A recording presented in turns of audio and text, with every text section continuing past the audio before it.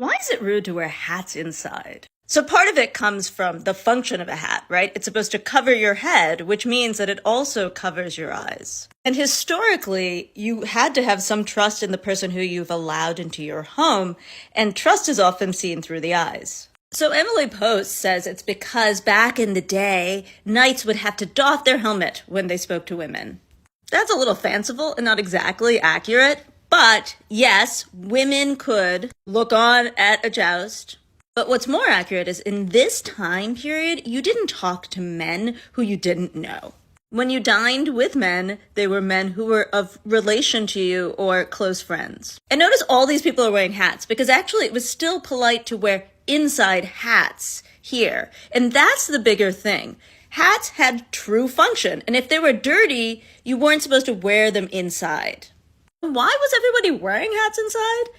It's a sign of virtuousness and humility. You only really showed the top of your head to people you were incredibly familiar with. So when did the rule of wearing hats inside change? So when does this change? Well, it's sort of slow. First, it becomes more common for women and men to wear wigs. So they have their head covered, basically, with hair.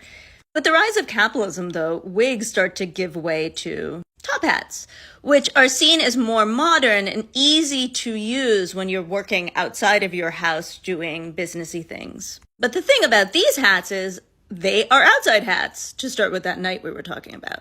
And so it would be impolite to use these hats once you're inside with ladies. And so they start taking their hats off, and we add a new function, which is hat check.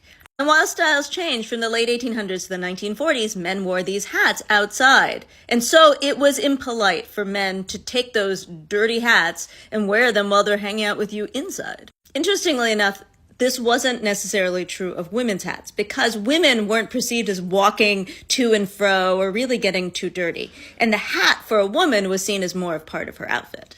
And so, why doesn't everyone wear hats outside now? It doesn't seem like a definitive theory, but a lot of people say that the GIs coming back from World War II really bucked against hats. It reminded them of the hats that they had to wear when they were on the battlefields.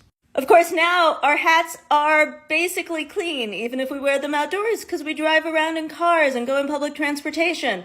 But the tradition of saying wearing hats indoors is rude has stayed.